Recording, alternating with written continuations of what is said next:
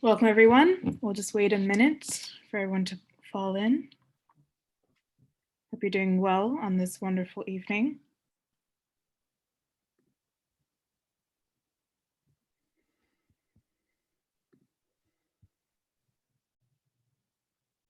Welcome to Stories of a Resilient SLO.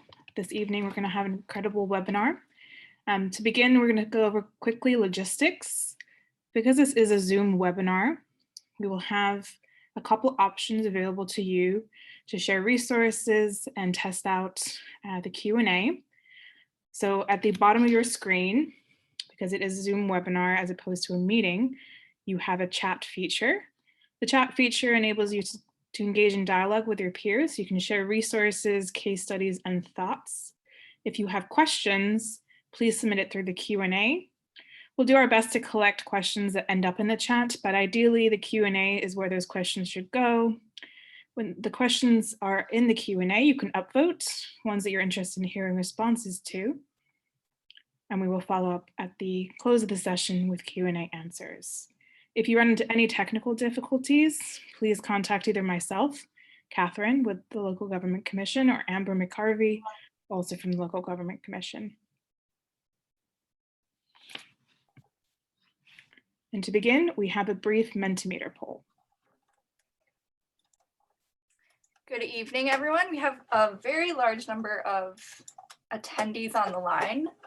So to make this a little bit more engaging, we would love to hear from our attendees. I'm sharing a poll on the screen.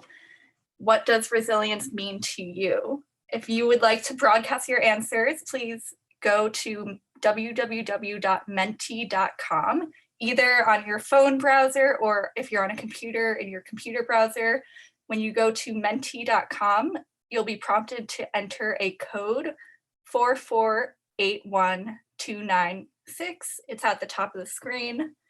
And you can answer, what does resilience mean to you? You can submit up to 3 answers, either a word or a short phrase that's less than 25 characters.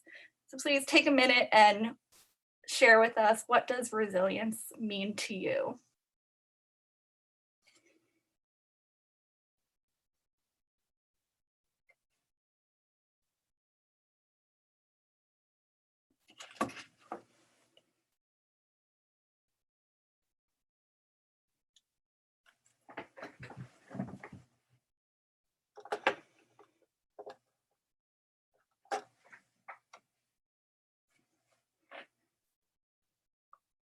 All right, as our audience is adding in words and phrases, you'll see that the most popular and repeated words are bolder and larger in this word cloud. So I see strength, hope, stronger than before.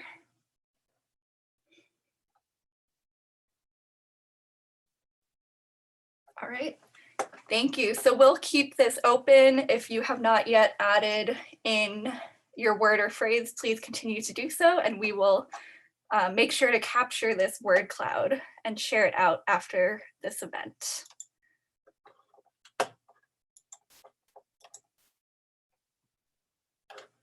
Excellent, thank you so much, Amber. I'd now like to introduce Chris Reed.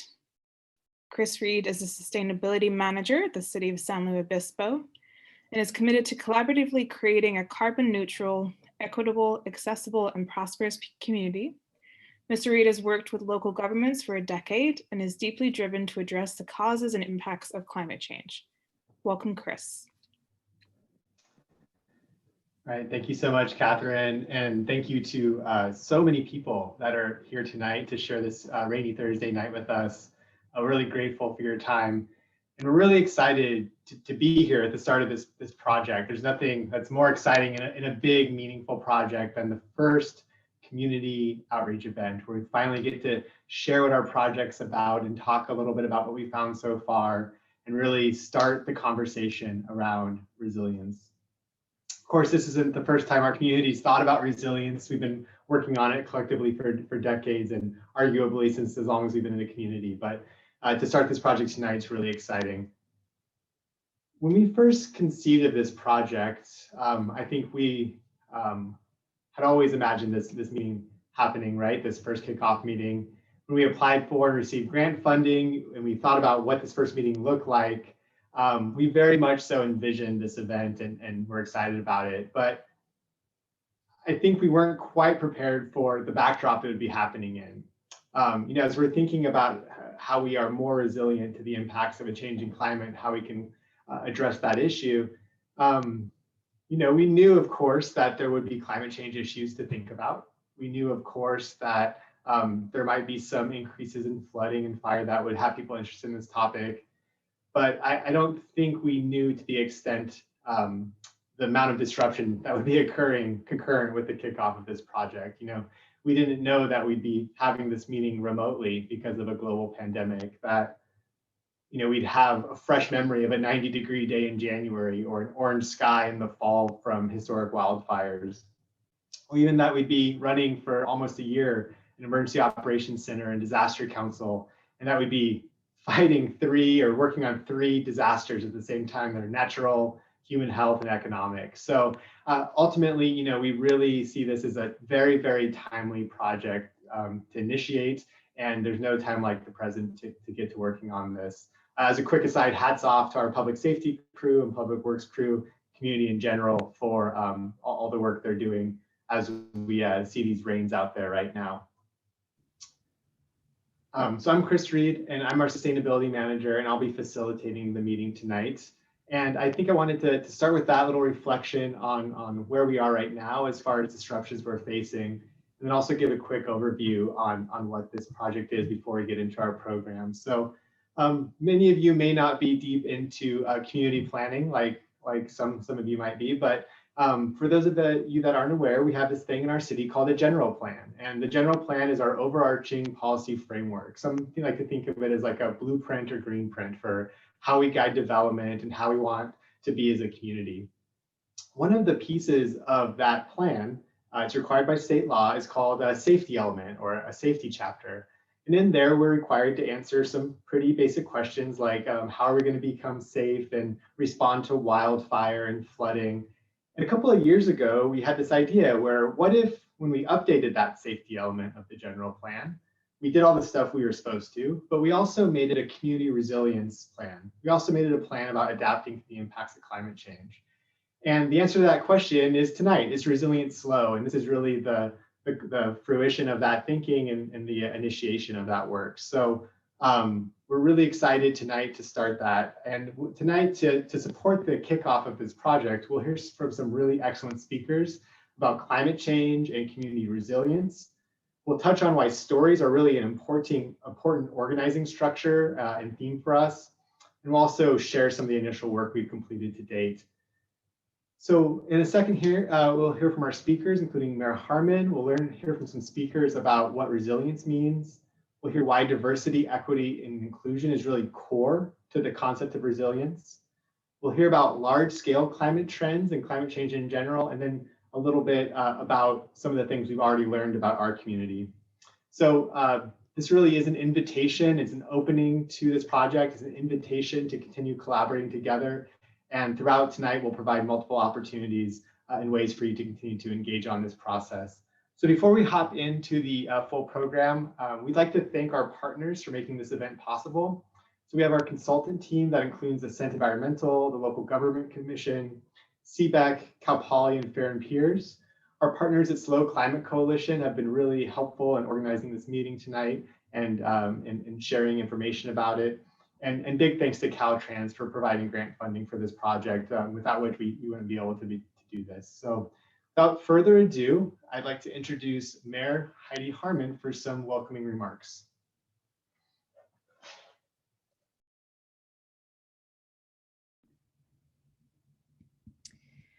Thank you so much, Chris.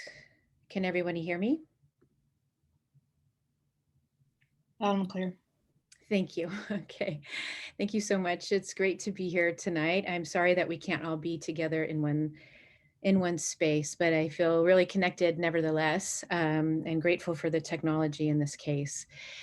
Because I've been thinking a lot about separation and the impacts that it has on climate crisis, and have really come to the understanding that ultimately We are not in the middle of a climate crisis, really. We are in the middle of a spiritual crisis. It's the crisis of the illusion of separateness. I think that has in many ways gotten us to this place on all the intersectional issues that we are faced with. And I think we need a fundamental change of consciousness to create a life affirming world that we all deserve. And so, with that in mind, I'd like to start by just taking a moment, and if you feel comfortable, to allow your eyes to soften and just to take a collective breath together. And while you're there, imagine just for a moment the future that we are all here tonight to co create. What does that look like? What does that sound like? Who is with you? And how do you feel? And take another breath and imagine what part you will play in creating this more beautiful world. And allow your eyes to open. And I would love to see in the chat some of what comes to mind when you're visioning the world that we're here to talk about tonight, the future San Luis Obispo of 2035 and beyond.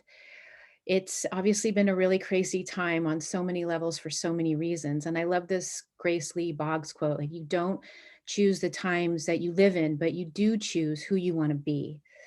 And we're here tonight to choose who we want to be in this moment. And I think now is the moment to dream big and promote the long-term systemic changes that can truly address our social and environmental needs.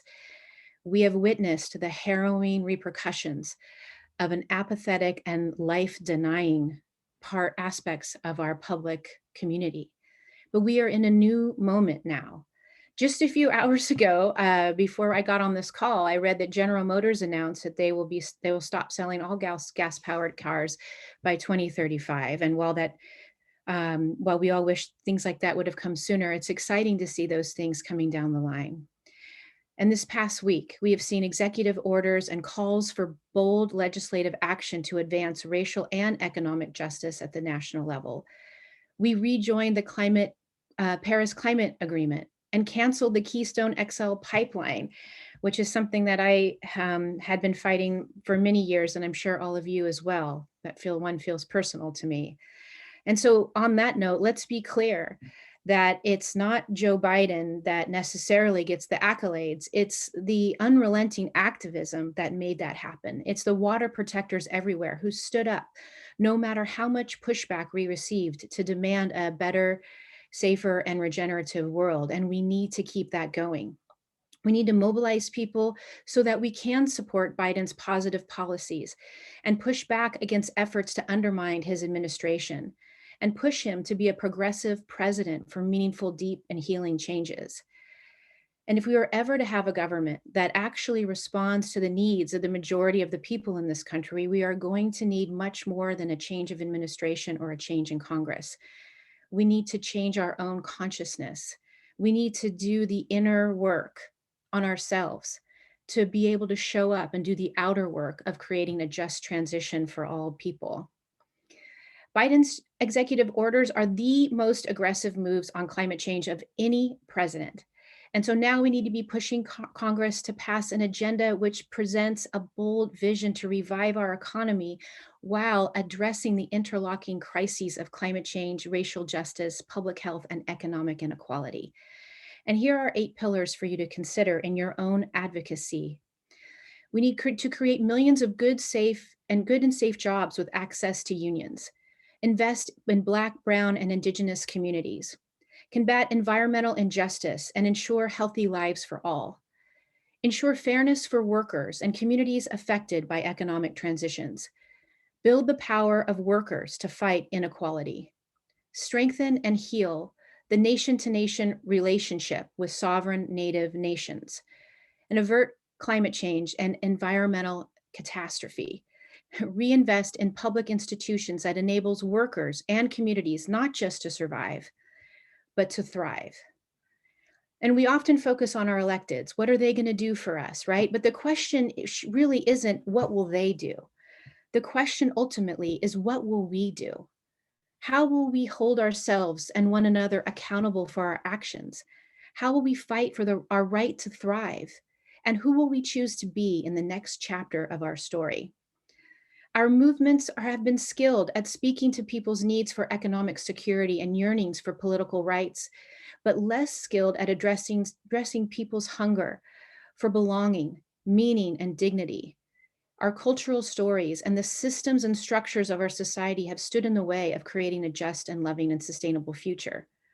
But we are here tonight to tell a new story, a story where all of us and all the parts of us are seen and heard and valued. Our justice efforts need to emulate the spiritual and ethical values of love, care, kindness, and respect. And in San Luis Obispo, well, in order to create a loving and just world, we need interim steps that provide people with a radical vision of where we want to get. And in San Luis Obispo, we are doing it. We are making what was once thought to be impossible the inevitable here. And we have so much to be proud of in our leadership carbon neutrality goal. And let us also be more expansive in what and who we include and recognize that much of what is truly important can never be quantified. So together, let's create a metric where we lift up the carbon neutrality of childcare workers and other caregivers as much as we celebrate the carbon reductions of a gas-free built environment. Let us lift up systems of care and repair in which no one is sacrificed and everyone is deemed essential.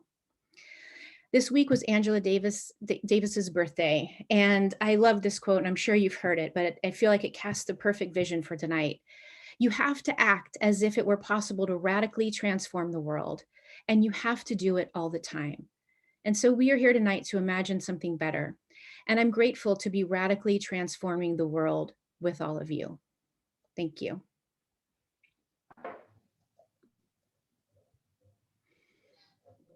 All right, thank you so much, Mayor Harmon, for your remarks. And as we think about what community resilience means for us tonight, I think we'll take a lot of those comments to heart. So thank you again very much for your leadership in this space.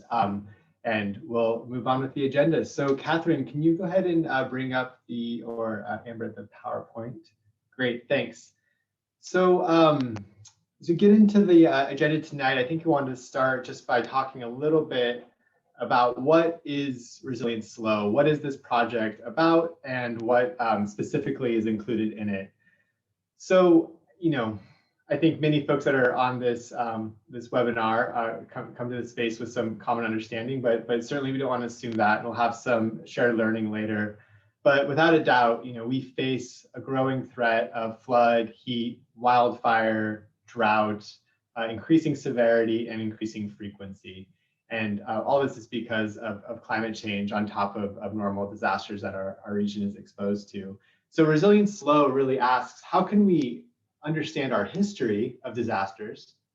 How can we understand how we've been resilient to those? How can we have the best available scientific understanding about what we'll be exposed to in the future? And then how can we create policies, programs, and rethink about the way our community is organized to make sure that as the climate changes rapidly around us, we can be resilient and thrive. Next slide, please.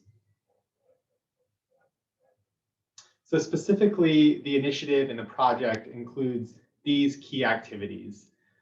So first and foremost, a robust community outreach and engagement platform to really make sure that the priorities of this work are driven by the community. And that means all the community, underserved members of the community, folks that don't traditionally participate in government workshops, things like that. And so we're really focused on having a broad and deep community outreach approach to this. In fact, we'll talk a little about stories later, but we'll actually be using the tool of storytelling to make sure our community is represented in this effort. We're also providing educational activities. So the conversations we have and the ideas we share are core to this work, but a lot of it can be technical as well. And that's both technical science, but then also technical learnings and deeper learnings about issues around diversity, equity, and inclusion, things like social infrastructure, so how we relate, how we are in relationship to each other in our community. And so we will be having educational activities around this project as well, so we can engage in collective community learning.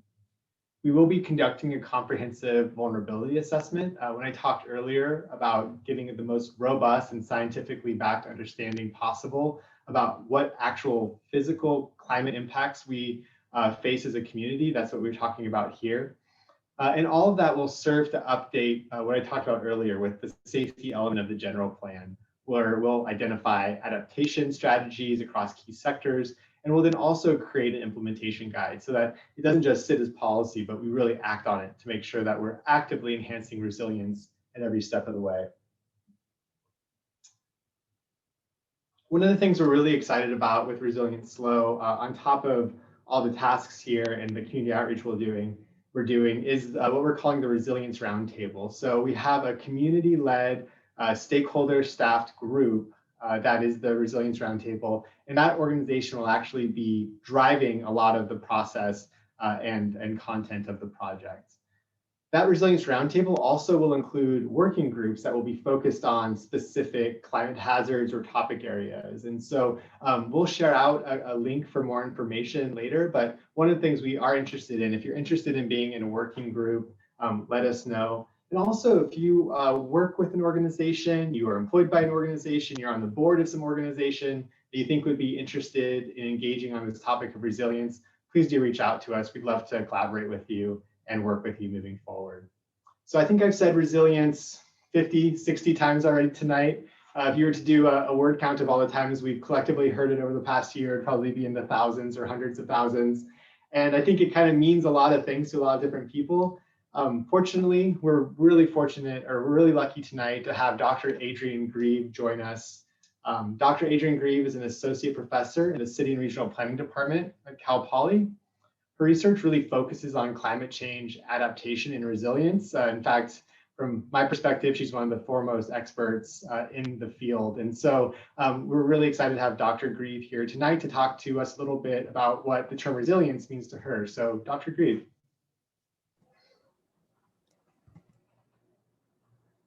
All right, so resilience means something different in lots of contexts and different fields. But at its most base level, it means going back. Okay, next slide. But when you think about resilience in a climate change context, now you have to ask yourself, well, what if we can't go back? What if the temperature is so high, certain aspects of our daily life can't go back to what they were because the temperature's not going back down? What if something floods? What if something burns? Or what if the drought's so bad? Or we have very high winds. We've all experienced that today. Is to say, well, what does resilience mean in that context? You can go to the next slide. So if you think about resilience as the capacity to self-organize, learn, and adapt, that's your one academic reference today, is it's one thing to think, actually, you can go back, but you have to think about what are the things about SLO you want to maintain? Is it your sense of community? Is it your, like, a vibrant economy? And then accept that, you know what, we might have to achieve those things in a different way. You might have to take a different route to maintain, oops, stay up, go up one more, in a different way. And the other thing to recognize is that being truly resilient and learning and self-organizing, meaning creating new ways of achieving things, it allows you to do it even better. Meaning, could we do equity and inclusion better in the future? Well, probably, yes. Is to think concretely about, well, what do we want in SLO? Now you can move to the next slide. And the real intent of events like this one and the subsequent events in Resilient SLO is science can tell you what climate change is projected to do here, how big a flood, how hot. Doesn't actually tell you what that means for SLO, right? Only those of us who live here can actually say, well, what does that mean on the ground in San Luis Obispo?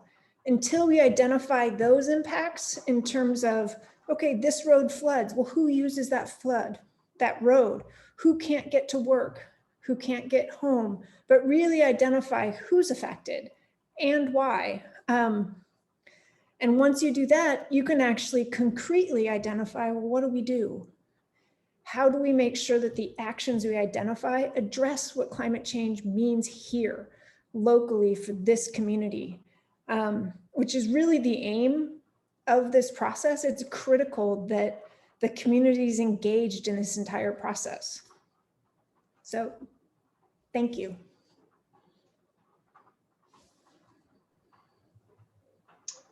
Great, thank you so much, Dr. Grieve. And fortunately, Dr. Grieve is on the project team and has been helping us think through these definitions a lot.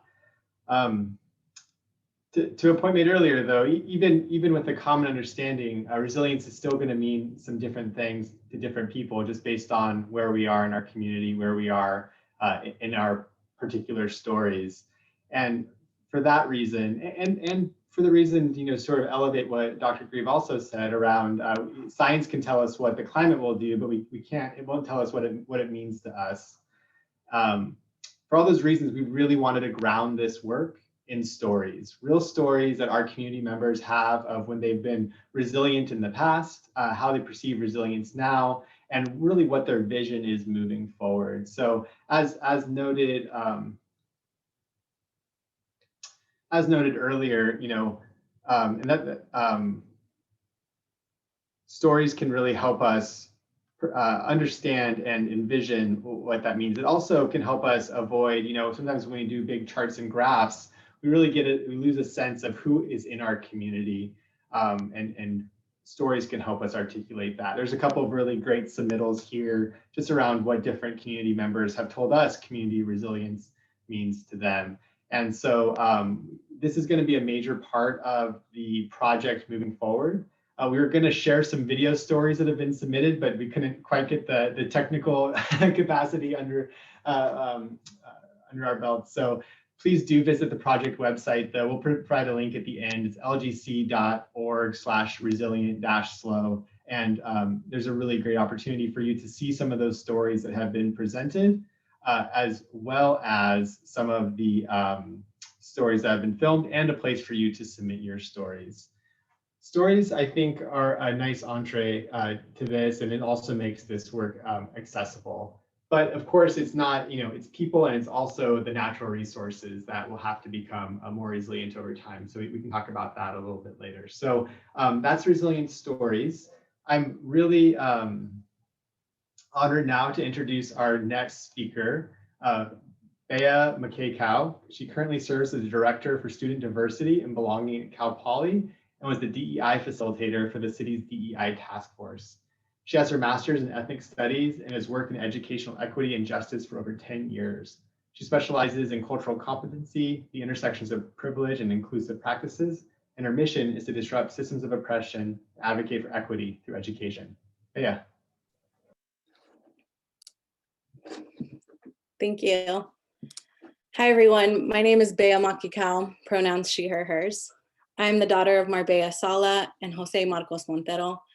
I am a descendant of Indigenous Cora people of Mexico, and I am honored to be here today to talk about resilience, community, climate, and equity. I introduce myself this way today because it's important for us to talk about resilience in a way that honors people's experiences and their connection to their communities and identity. I come to this work informed by the experience and people that make up who I am. The stories that will be shared today not only humanize the issue of climate change, but also give real life examples of the incredible diversity within our community. As such, our approach to climate resilience must be rooted in diversity, equity, and inclusion. If we understand climate resilience as the ability to anticipate, prepare for, and respond to hazardous events, trends, or disturbances related to climate, then we must create proactive strategies that acknowledge the systemic inequities ever present in our society. Climate change is a threat to everyone's physical health, mental health, air, water, food, and shelter. And it is our most marginalized populations that face the greatest risk. Where a person lives, the state of their health, their economic status, and their access to resources all compound how they experience the effects of climate change. In the US, our most vulnerable communities are largely Black, Indigenous communities of color, immigrants, LGBTQ+, and low-income communities.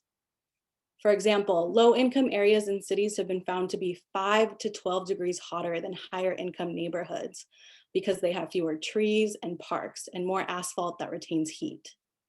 How will these communities be at greater risk as temperatures rise? On average, studies have found that people of color are exposed to 38% higher levels of nitrogen dioxide outdoor air pollution than white communities, a fact that we saw intensified by the devastatingly disproportionate rates of COVID-19 deaths among our Black communities.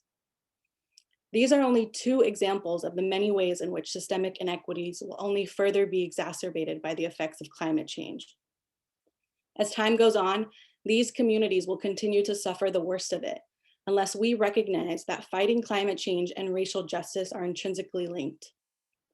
As we move forward in the pursuit of resilience and sustainability, we must create equitable systems for decision-making, center those most vulnerable, and diversify the voices at the table. We must use an inclusive lens to give us the courage to turn to the Indigenous stewards of the land, from whom we can learn so much. For example, Indigenous cultural burns have historically contributed to increasing the biodiversity in the state of California and have cleared high brush areas which for so long prevented the mega fires we are seeing today. For the Yurok, Karuk, and Hupa tribes of Northern California, cultural burns promoted the growth of traditional food sources like acorns and basket weaving materials like hazel. The fires even supported the life cycles of salmon. However, fire suppression rules have sharply curtailed the ability of Indigenous communities to conduct cultural burns. This year, wildfires burned more than 4 million acres in California, and it's causing many experts to rethink their prevention strategies and the role Indigenous communities and knowledge can play in cultivating climate resilience. We can learn from our history. We can learn by including diverse communities in the conversation, and together we can be the solution. When it comes to our efforts on climate change, we have learned from the fires, hurricanes, and tidal waves that the cost of inaction is insurmountable. We must imagine a community where we are the radiance of solar homes, where we can see the fresh, clean soil of our farmers and community gardens, where we are families biking, recycling, and reusing, where engineers are building, dreaming, and designing a new sustainable world. We must imagine a community that is united in a shared vision of a healthier world, a more equitable world, because we and our children's children deserve to do more than just survive. We deserve to thrive. That is the essence of climate resilience. Thank you.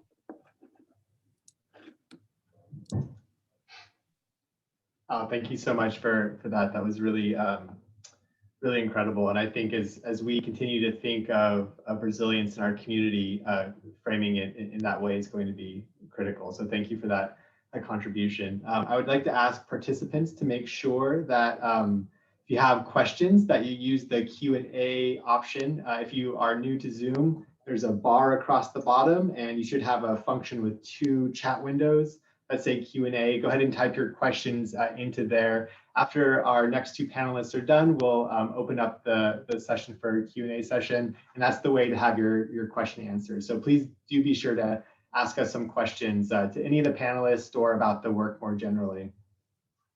Next up, it is my honor to introduce John Lindsay as we move from people and resilience into a bigger picture understanding of climate change and the way the climate is changing around us.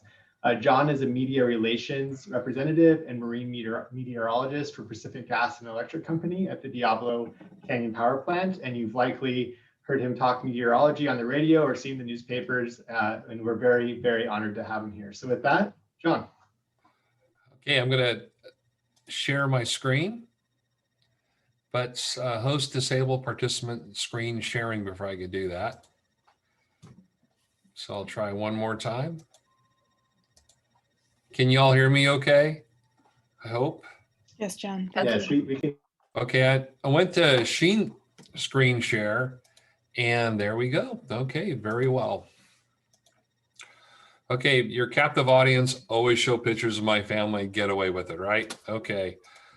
What am I doing? Well, I'm shoveling 36 inches of global warming, and I put this cartoon just to remind me that a lot of people's livelihoods revolve around fossil fuels, and you got to really be sensitive when talking about this. So there's always a lot of pushback when you talk about climate change. And really the reason why is because you're talking about people's jobs. So it's really important to try to put yourself in the other person's shoes. Okay, questioning climate change, the 7 deadly sins. The sun's responsible. It's just a natural cycle. The earth is not warm since 1998. Carbon dioxide is just a trace gas. They said it was cooling in the 1970s. It's snowing somewhere, doesn't matter where. It could be snowing up in Ukiah, so it can't be getting hotter. The thermometers are all wrong, and the climate scientists are just bent on world domination, or essentially kind of evil. When I was at Happy Valley there at Penn State, in Pennsylvania, there's this billboard on the turnpike, and you might remember this guy, Ted Kaczynski. Um, basically, if you go to heartland.org, if you're a climate scientist, what they're trying to say is you're a little nuts. All right. So it's coal country. They really have a lot of pushback on this. So reconstructing the past, or looking back at the past, you can look at tree rings, you can look at coral. Best way, though, is ice core sampling, and either up in Greenland, go back about 50,000 years, down in Antarctica, you can go back around 600,000 years. What happens is that the little air bubbles are actually trapped in the ice, and you can go back and look at those air bubbles, do a chemical analysis, determine what the CO2 level was, and they actually look at the isotopes of oxygen, determine what the temperature was doing.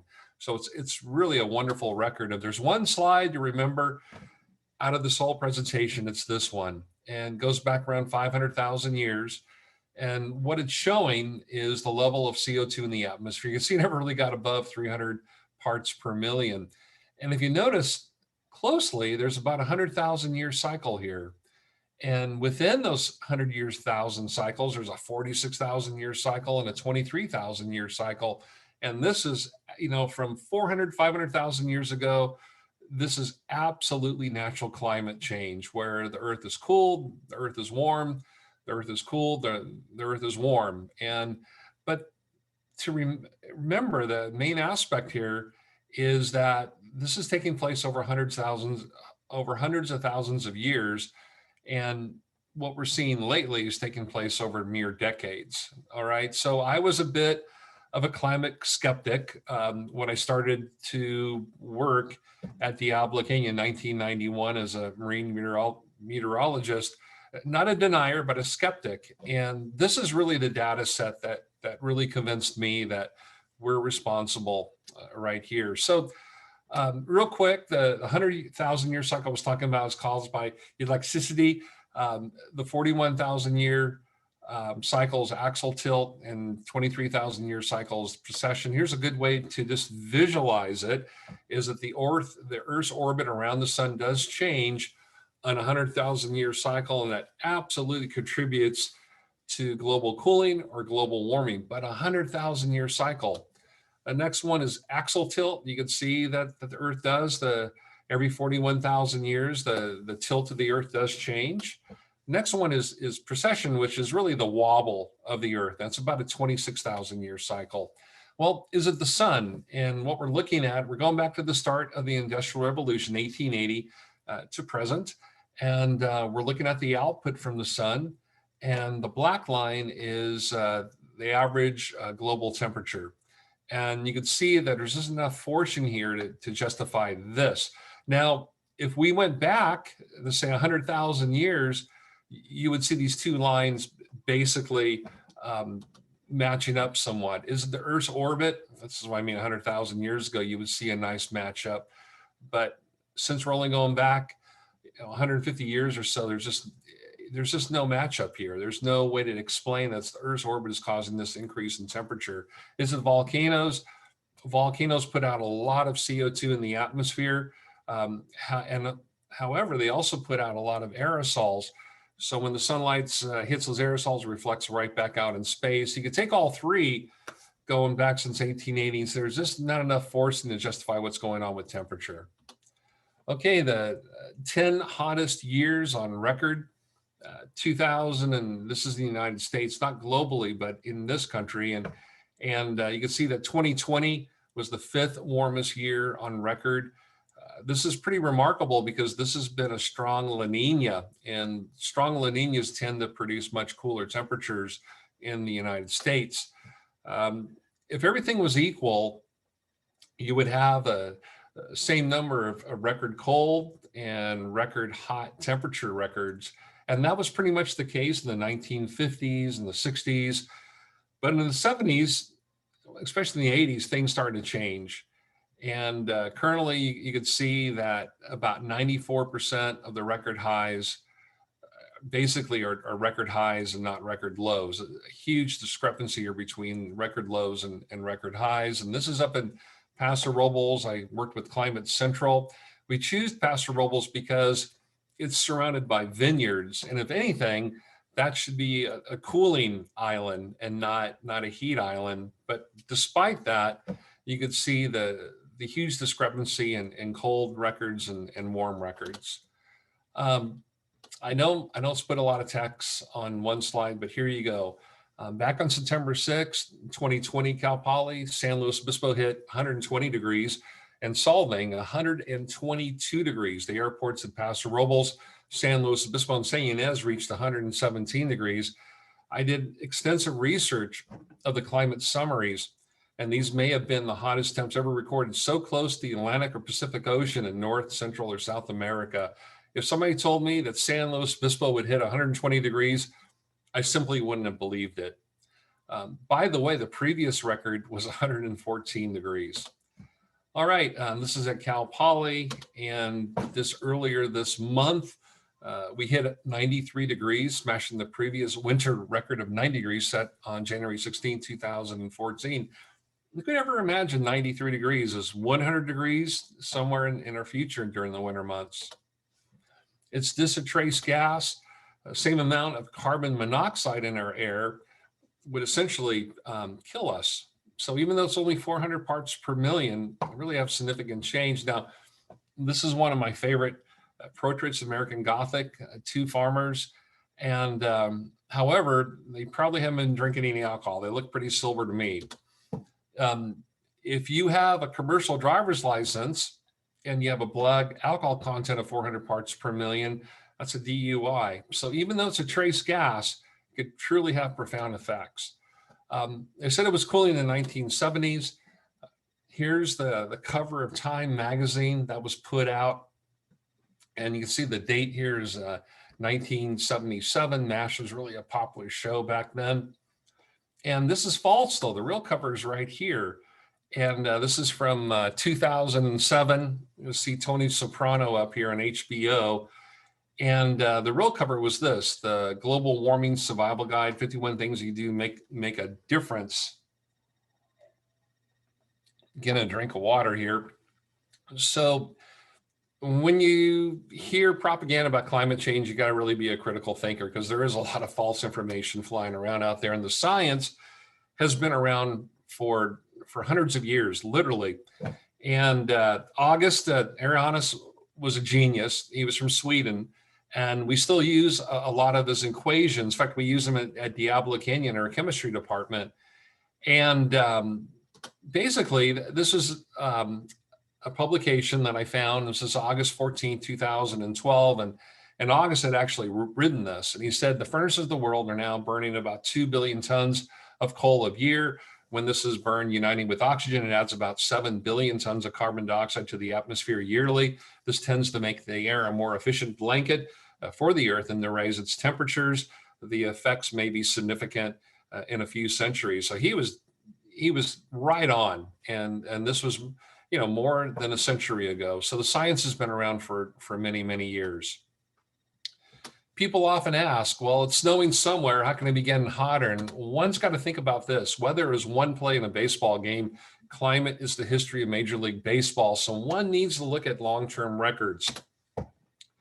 And here's a little video showing the ice extent up in the Arctic Ocean.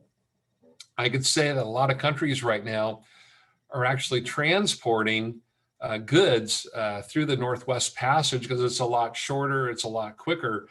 And in fact, Norway now is transporting liquefied natural gas. in the months of January and February. And who would ever thought that would ever be possible? And the point I want to make with this particular animation is that, sure, I mean, you could see that some years, yep, the ice extent increases, let's say from 1991 to about 1995, and one could cherry pick that data set and try to make an argument that, hey, look, you know, the ice extent isn't really decreasing up there, it's actually increasing. But if you look at the records for 30 or 40 or 50 years, it really becomes evident of what's occurring right now. All right, so look at the long-term data. Really tells a great story of what's been going on as far as climate. Okay, the thermometers are all wrong, and one of the things that I did, we took care of 34 seawater temperature monitoring stations along the Petro Coast, from the Point Bichon down to the Point San Luis Lighthouse. Those temperature recorders were put in 1976.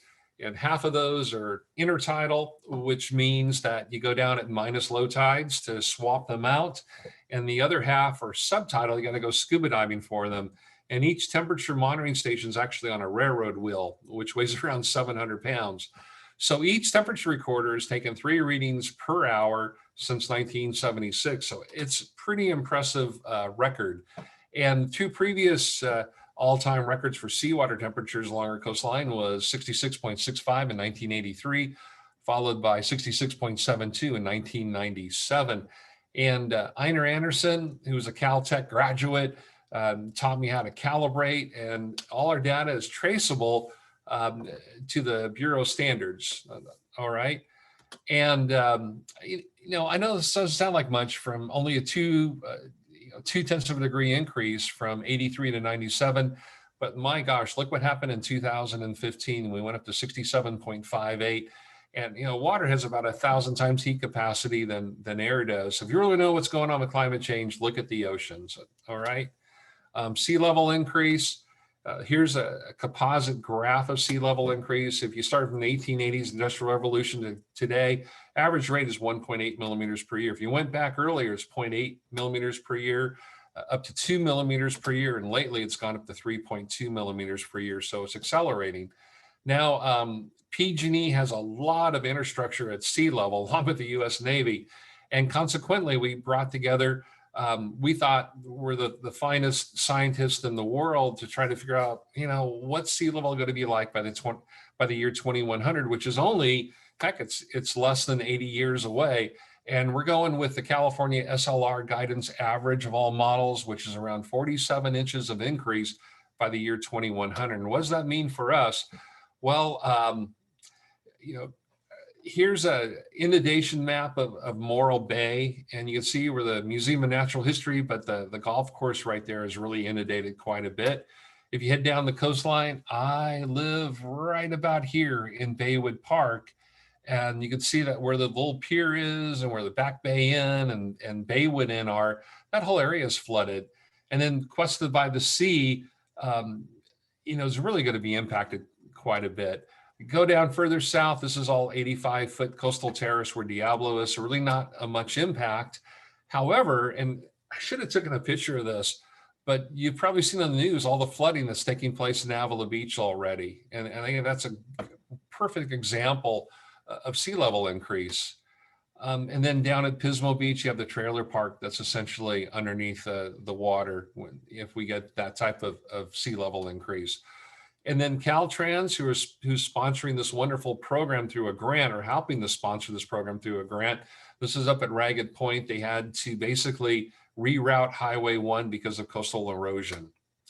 Air temperature change, we're thinking there'll be about a 6 degree increase in air temperatures by 2100. Profound effects.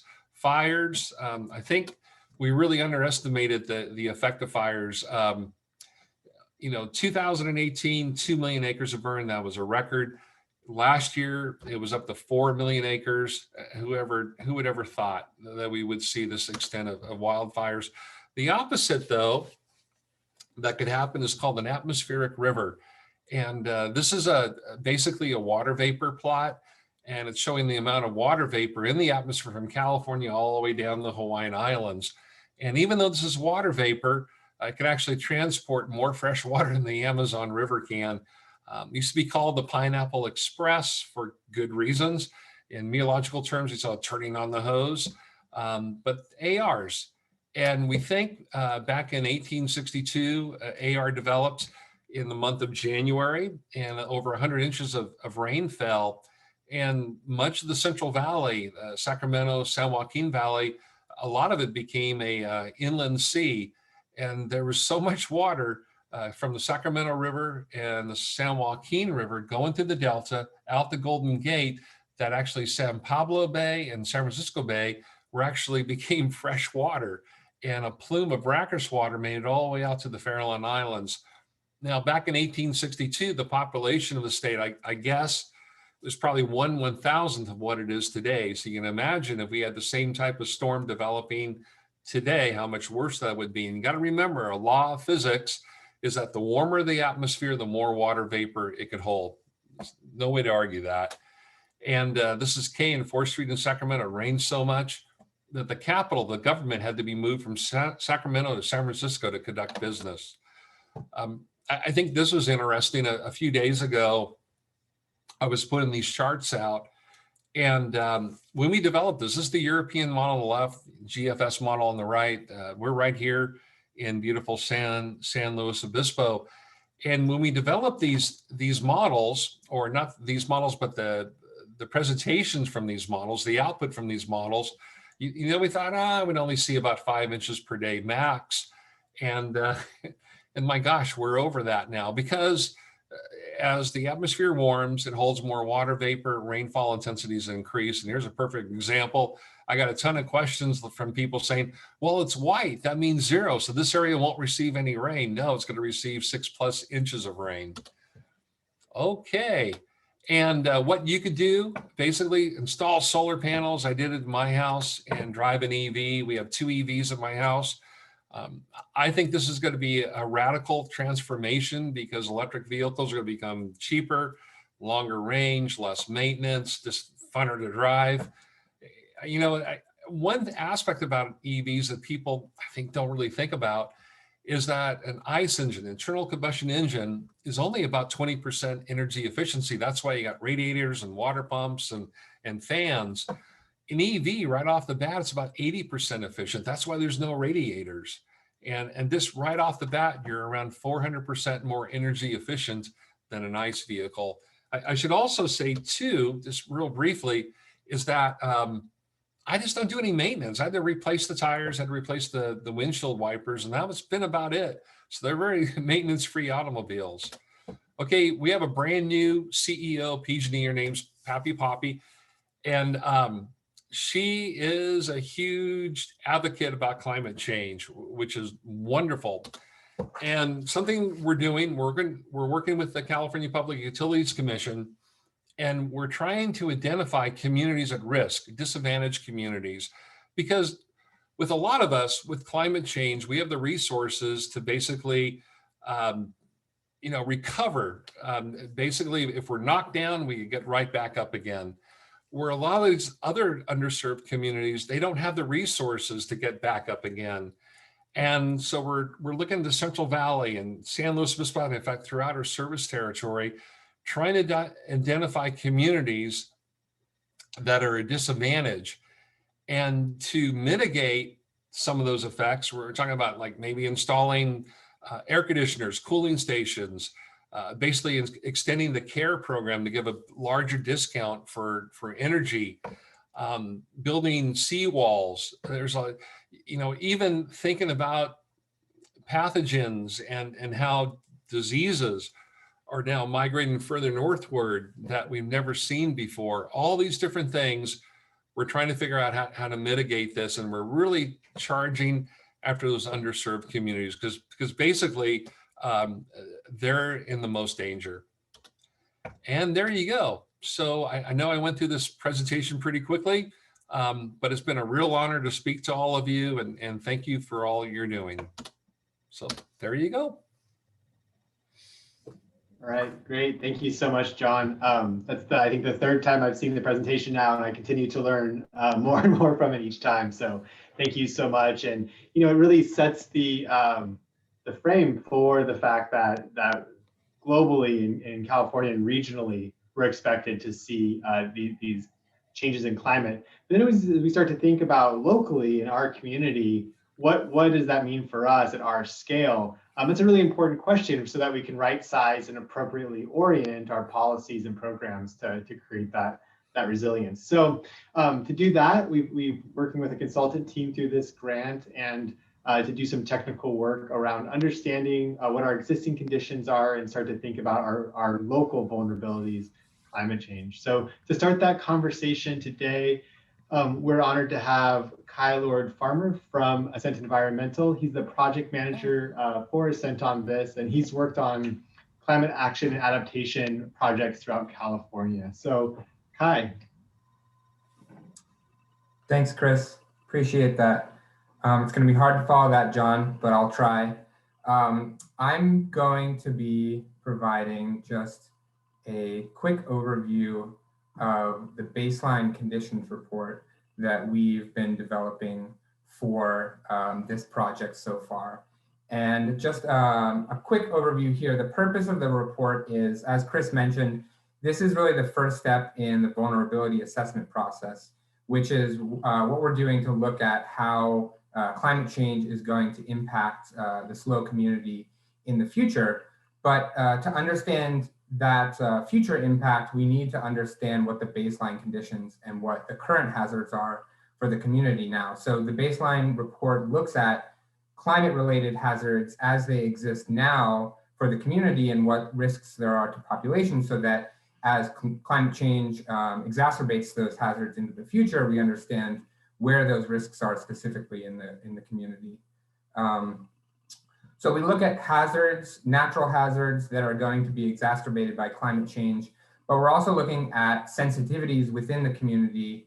So whether that's the built environment, whether that's critical facilities that the city needs to operate during emergency events, or whether that is social vulnerabilities or vulnerable populations who are likely to experience disproportionate impacts from climate change. And then finally, the baseline report provides a context for the city as well as the general public to understand what the hazards are and how those might change in the future as we begin as a community to develop the climate resilience strategies and update this important part of the blueprint, as Chris said, for the city and ensuring we're protecting the population. So just a quick overview here. This is the 4-step adaptation planning process that's been developed by the state of California that helps guide communities through this adaptation planning and strategy development process. We are somewhere in between step 1 and step 2 right now, understanding what the baseline hazards and sensitivities are for the community, which then feeds into the vulnerability assessment, which is happening right now. And a lot of that work is being led by the Resilience Roundtable, as Chris mentioned. Once we come back to the community and present what we know about how climate change is going to affect the community through the year 2100, we can begin to develop strategies with the community to become more resilient to those impacts. And then finally, in step 4 is when we adopt the general plan safety element, and then we begin to implement those strategies and also monitor the strategies to see how successful they are in creating resilience over time. So again, we're somewhere in between step 1 and step 2 right now.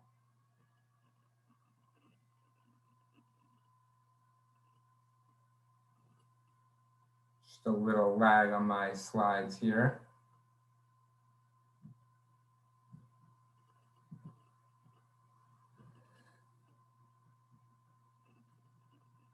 There we go.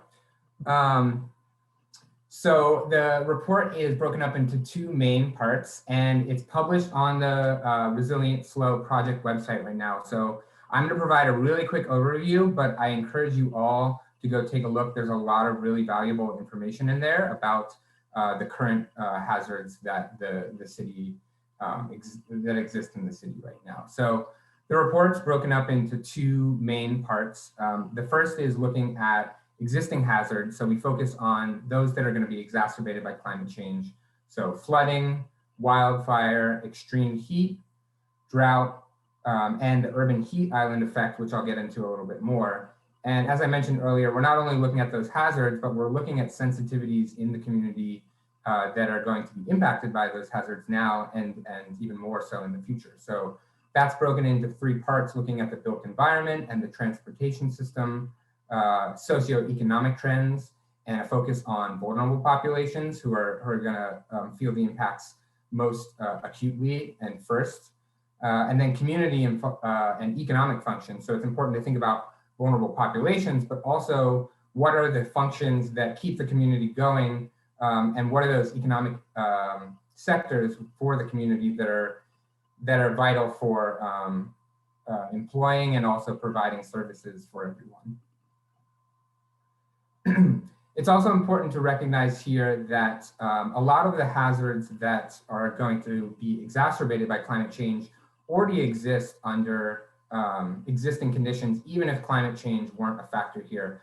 So the city is already doing a really good job at looking at those hazards and helping reduce the risk to impacts to the population. So there's already a safety element within the existing general plan that provides some of those policies and goals and programs to do that.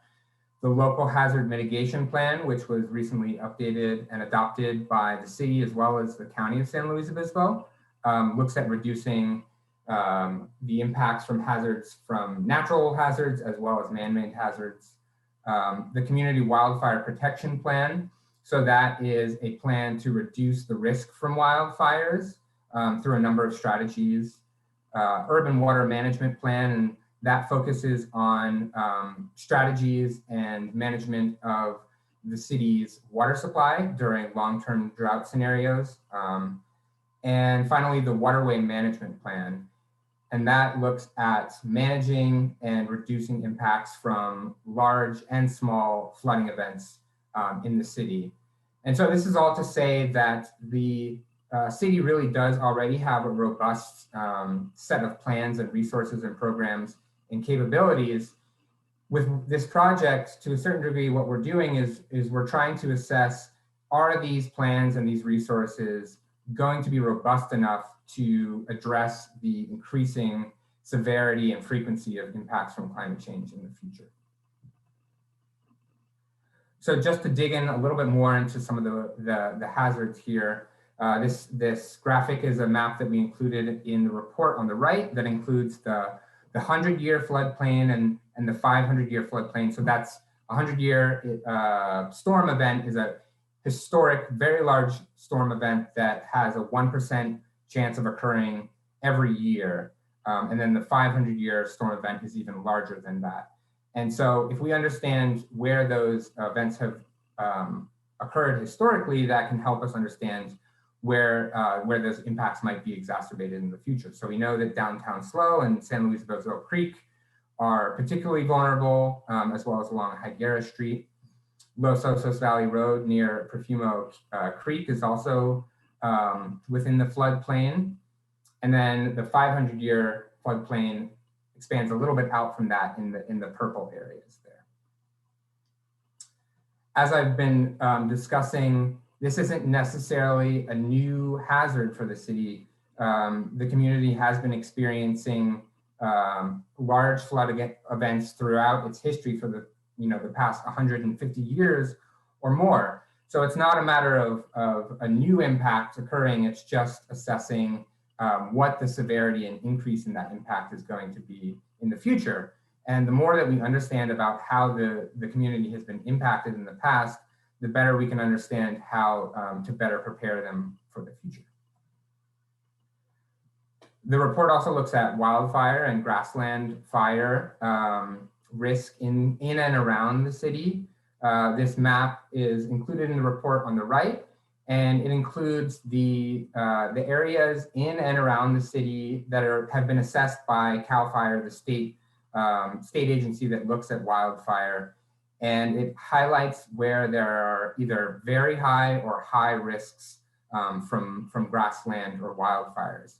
So we know that in the south of the city, the Irish Hills Natural Reserve is at a higher risk from wildfire events, as well as the Reservoir Canyon Natural Reserve in the northeast of the city, as well as a couple other areas within the city that are at a little bit lower risk there. We also touch upon the wildland-urban interface. And to put it simply, that's basically the parts of the city, the built environment and human development that are in or near areas that are prone to wildfire and are therefore at increased risk of impacts when those events do occur. So it's really important to pay attention to those areas and where they exist now as the risk increases in the future from climate change. Again, we also know that although wildfires are going to get more severe and increase in frequency, the SLO community has felt these impacts before, very recently, as well as somewhat, regularly. I'm sure everyone knows about the recurring fires on the Cuesta Grade, so it's important to look not just within the community, but also the surrounding areas as well. As John touched upon a little bit before, the heat events this summer also, and the regional wildfire effects also highlight the fact that even though a wildfire might not be hitting the community specifically, the impacts of wildfire smoke are a very serious concern, not just for human health, but also for the economy as well.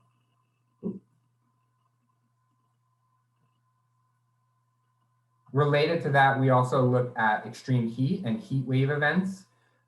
So as John teed up really nicely, extreme heat has not actually really been that large of an issue given the city's geographic location. There's about 4 days on average per year above 90 degrees, and that's going back through the climate records through 1900.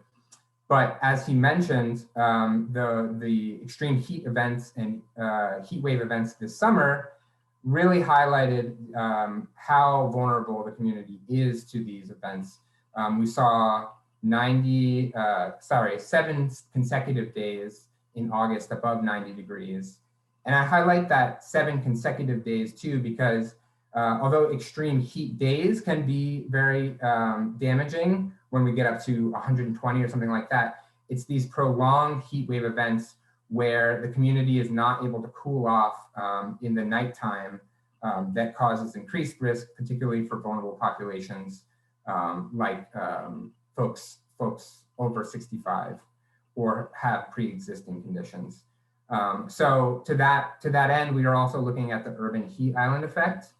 And that's basically the phenomenon where urban areas, through a lack of vegetation, but also increased human activity and land use patterns, can exacerbate the effects from heat wave events or extreme heat days. So it's impervious surfaces, asphalt, rooftops, and things like that have an increased ability to absorb heat during the day, but also retain that heat during the nighttime and prevent the city from cooling down during those nighttime periods. And then finally, we look at historic drought events in the city as well as in the region. The city relies on 3 main reservoirs for their drinking water supply. And this is a great point in highlighting that when we're analyzing the impacts of climate change and existing hazards like drought, it's really important that we're looking not just at the local impacts, but the ways that the larger county also has an effect on the city and vice versa too. So we can't think about these impacts and analyze them in a bubble without looking at the larger regional ties here. So again, we're also not just looking at hazards, but the report looks at vulnerable populations. So we know that 13% of the city's population is over 65, 3% is under the age of 5, and then another 13% are below the age of 18. And that's important because these populations are more dependent on city services during emergency events, but also at disproportionate risk from the impacts of climate change, like wildfire smoke and extreme heat events. We also know that 6% of the population does not speak English as their primary language at home. And so there's obvious environmental justice considerations here in prioritizing these communities, but also in terms of communication during emergency events and evacuation routes. It's important that we understand that not everyone is speaking English at home. We also know that 57% of the residents are paying 35% or more for housing each month. And so that disproportionate housing burden creates less resources for a majority of the population when emergency events do occur and their ability to recover from those events in the future. So there's economic vulnerabilities as well as particular populations within the community that we need to be paying attention to. And then there's also economic vulnerabilities. We know that the city is a regional economic hub for the county and the Central Coast region. There's 2.7 jobs in SLO for every housing unit. And we know there's a large influx of commuters in the day that go home to other parts of the county and the region at night. And so any impact that does occur on the city is also going to have this disproportionate impact on other communities that rely on the city for their employment. We also know that the city is heavily reliant on retail and tourism. 25% of the city's revenue comes from sales tax, and then another 10% comes from the transient occupancy tax, so revenue from hotels and short-term rentals. And so any impact that may occur in the future on the city and affect tourism and the attractiveness of the city for visitors, that can have a disproportionate impact on sales tax revenue, which then in turn prevents the ability for the city to provide basic services to the population. And then we also know that 15% of the employees are employed in accommodation and services and 12% in employees in retail trade. So again, any impacts that do occur on the city are going to have this disproportionate impact on those who are employed in those industries, whether they live in the city or they commute in from the region. So this is in no way extensive of what's in the report. I really encourage everyone to go and read through the whole report. And as I mentioned, this is a really good context setting for the rest of it. And just to wrap up here, as part of the report, we put out a survey at the end of August and through September to ask community members, what are you most concerned about in terms of climate change impacts? And have you already felt these impacts in your home or in your family already? And so there's a full report at the end of, a summary of the survey at the end of the report that I encourage you to go look at. But just as you can see here, this was released during those heat wave and wildfire events. So there's obviously an increased concern there. And then another interesting trend is that across the board in all of the questions we asked, younger populations are more concerned about the impacts on climate change. And that's, in part because they're going to live through more of those impacts. So that's just an important thing to highlight as well. And I think that is it for me. So thank you all. That was outstanding. Thank you so much. Thank you. Thank you so much, Kai. It's really interesting to, on the one hand, think about what global climate change means for the world, and then think even more concretely about what it might mean here. So thank you for that, Kai. And I really would encourage everyone to go to the lgc.org website /resilient-SLO to please do check out that that report. It's really it goes into great depth and really sets a great foundation for our work moving forward. All right, so that makes it through our presentations. A real quick note, we do have a number of upcoming community engagement opportunities come up. We were so very close to being able to share an Open City Hall exercise with you all tonight, but we should be able to share a link to that in the follow-up emails. So if you registered, you'll get a follow-up email with links to the presentation and a recording of this presentation, and then also some information about future outreach events. On top of that online survey opportunity, we're going to be having upcoming conversations about those climate projections, about adaptation strategies all throughout 2021 and into 2022. Again, there'll be invitations to participate in the working groups and to support Resilient Roundtable. We do have information in Spanish on the project website, and we'll continue to look for ways to provide information in multiple languages. And finally, really important for us, we're all in this together in our community, and one organization can't do this alone. And so again, if you are a member of a church, or you're an employee of a company, or you're on a board of a nonprofit, whatever organization it is you belong to, if you're interested in learning more about resilience and how you can collaborate and think about solutions with the city and the community, please do reach out to Teresa McClish here. Teresa is a project manager from the city, and she'll be the point of contact. So there's an email address there. We'll ask staff to go ahead and put that in the chat bar as well. So sign up for updates on the website. Please email Teresa if you have any questions. And now we are have about 14 or so minutes left for some questions and answers from the audience. So I'm going to ask Teresa or Catherine to share some questions that have come up, and we'll try to get those to the right panelists. Thank you, Chris. And hi, everybody. Just for a second here, I'll say hello. I am Teresa McClish, and I do encourage you to make sure you submit any follow-up comments or questions that we don't get to tonight with me, and that email address that's in the chat and was on the previous slide. Certainly, as Chris mentioned, please reach out to your neighbors and organizations, because it does make the whole project much better. So we have several questions in the Q&A section of the chat, and folks will be capturing chats and Q&A questions again, so we'll have them captured and we'll be able to address them afterwards again if we don't get to them this evening. We have a question here about how can climate resilience tie into recovery from COVID-19? Very good question.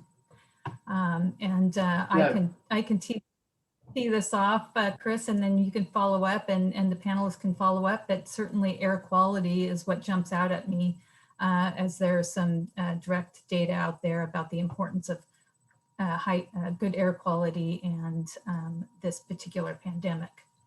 But Chris? Sure, yeah, and I also, I think that there's another question in the Q&A bar that was also around, like, how do we balance climate resilience and climate action and economic prosperity or development?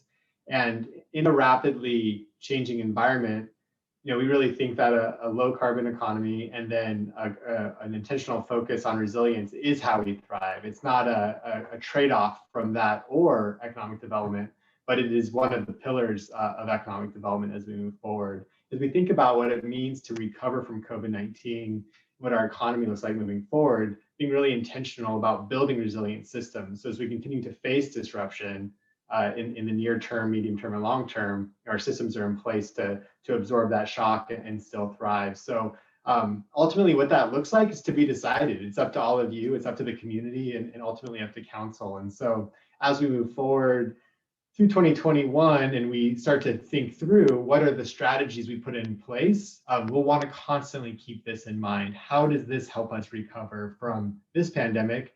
And almost as importantly, how does it make sure we continue to be in a position to recover from future disturbances? Any other panelists have additional thoughts on that?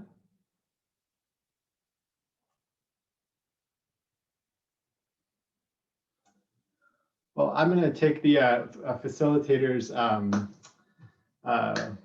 of allowance here, and I have a question. I think Bea was able to join us again. I think maybe we had some power loss issues from the storm, but are you there, Bea?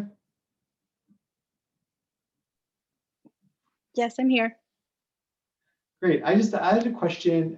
We had a DEI roundtable convened this fall, And I'm just curious, and you obviously played a critical role in that. I'm just curious how you see how the learning and the outcomes of that conversation can influence the work that we're doing, both in greenhouse gas emissions, but also now in climate adaptation and community resilience. Like, what does that practically look like moving forward? Yeah, I think the greatest takeaway and what we learned is that it's really important and essential to have diverse representation of our community involved in these discussions, because we can do a lot of assuming about what their needs may be, what are their experiences, what are their greatest concerns, and we can also learn from research and data to develop a plan. But having their voices center to the conversation is really critical.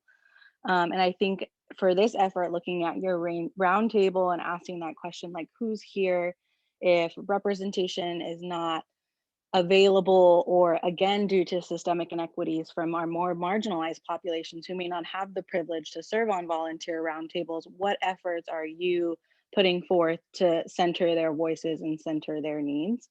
I think that's a critical part of it. To serve our most marginalized populations, but also diversify our strategies and be more inclusive in those strategies. I spoke a little bit to the ways in which being attuned to our indigenous practices play a critical role. We're talking about indigenous stewards of our land, and we're talking about the earth.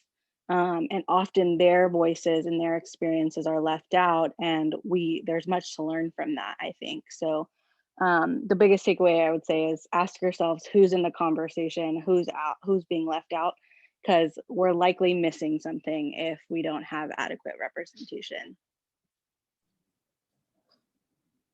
Great, thank you. And certainly that'll continue to be a focus for us as we move forward.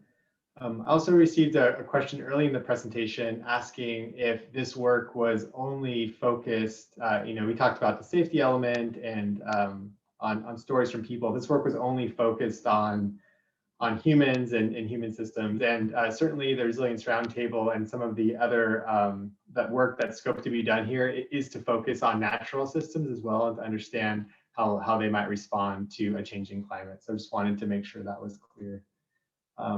Teresa, are there any other questions from the Q&A bar that we have time to answer here? Yes, we have lots of very good questions, hard to choose, but I know this one's probably top of mind for many folks. And the question is, what steps are being taken to ensure that managing climate change is balanced with economic vitality of SLO? And obviously, one big step we're taking is prioritizing this project with resources and collaborative partners, and that prioritization is very key. And it's been ongoing for quite some time, hasn't it, Chris, through the CAP? Yeah, that's right. I think that this is, it's an ongoing balancing of needs, and how do we best reflect the community's values, and how do we best prepare ourselves to thrive in a rapidly changing climate. And as we talked about a little bit before, how we do that again is really up to all of you, and the process that we have in place over the next year, I think, will identify that. I think what's important, Bea's point, is that we have diverse representation at the table answering that question, and that we continue to ask the questions of just not how can we be resilient, but how can we be resilient in a way that supports our economy, a way that supports some of the inequality we face, that supports or addresses, not supports, addresses some of the environmental injustice that we've seen. So I think that it's really the process in front of us is to be, the process is there, and the answer to that question is to be decided by us and by our council. So we'll look forward to making sure we answer that in a way that does honor all the different very important needs of our community.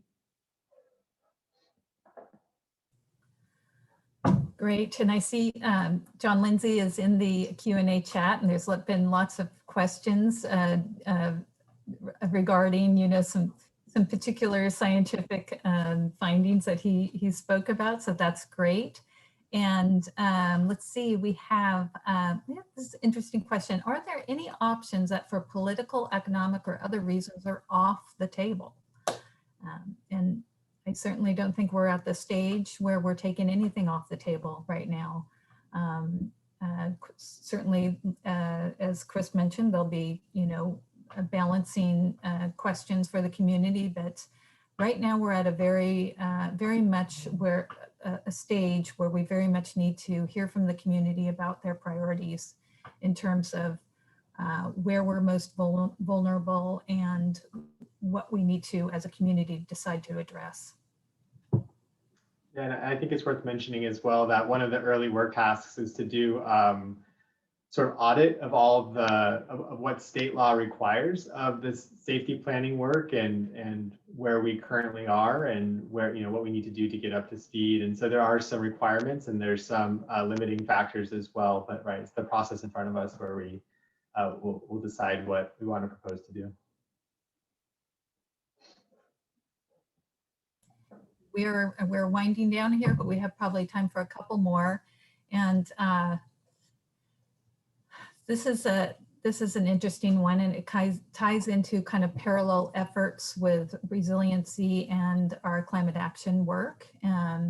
Since resources allocated to mitigation aren't available for resilience, how should this group be thinking about the difference between resilience versus climate change mitigation and achieving the goals of achieving the IPCC's 2050 15 to 20 GT annual emissions reduction goal, or I would simply add our communities pretty aggressive goals? Yeah, that might be a great question for Dr. Grieve, and maybe the 45 to 60-second version of what is probably a whole semester of discussion. But is there a conflict between adaptation, resilience, and greenhouse gas emissions reductions? And does there have to be, Dr. Grieve? I'll try to answer it. There are many cases where there's absolute agreement and they can bolster each other. Take street trees, which sequester carbon, shade buildings. They use less energy, but they also shade the sidewalk and make it more comfortable for anyone walking outside. It also is traffic calming. There's all sorts of things that street trees do, but that's adaptive and greenhouse gas reducing. There are others that are one or the other, but in a lot of cases, you can do both. So cooling centers or an expansion of air conditioning, San Luis Obispo is moving towards greenhouse gas-free electricity, so that conflict will slowly go away. But in most cases, you find that they aren't directly in conflict, and in many cases, you can find something that does both. I have a very positive feeling that Chris will be very clever about finding things, partly because it's economically efficient to do the things that do both. And you may have to sit down and ask yourself, does this meet our greenhouse gas emissions reduction? In most cases it will, or it won't make it worse. So, or there's a time frame difference. So those are conflicts may emerge, but it happens less frequently than you think. And often the time horizons are often very different. And so it's something that doesn't emerge to the same extent you would think, which is a really general question to something that arises in really specific cases. Sure. Well, great. That's a thank you for that answer, Dr. Grieve. And again, as we think about what are the actions we're going to take moving forward, those are the questions we'll ask. Does this idea that we have, does it increase greenhouse gas emissions? Does it negative or positively impact economic development or equity disparities and all those things? So those will continue to be issues we think about, and we'll ask, more importantly, you all to think about as you provide feedback and ideas for this project. So we are coming very much so up to time. I would love to get through all these questions, but I think that is going to put us right here at the end. So really want to say thank you to everyone who is able to join us today. If you have if your question didn't get answered and it's a really important one for you, please do follow up with an email to Teresa McClish. She'll be happy to answer that question for you or forward the question to someone that can. Please also visit lgc.org/resilient-SLO. That is where you can find all the information you've seen tonight, the baseline report, upcoming outreach, as well as eventually recordings and slides from tonight's event. We're so thankful for you. Please visit the city's Twitter, Facebook, and Instagram page to follow, to have more updates or sign up directly for updates on the project website. That's all we have for tonight. Thank you again so much. And we look so forward to working with you on creating a more and more resilient SLO. Thank you. Thank you.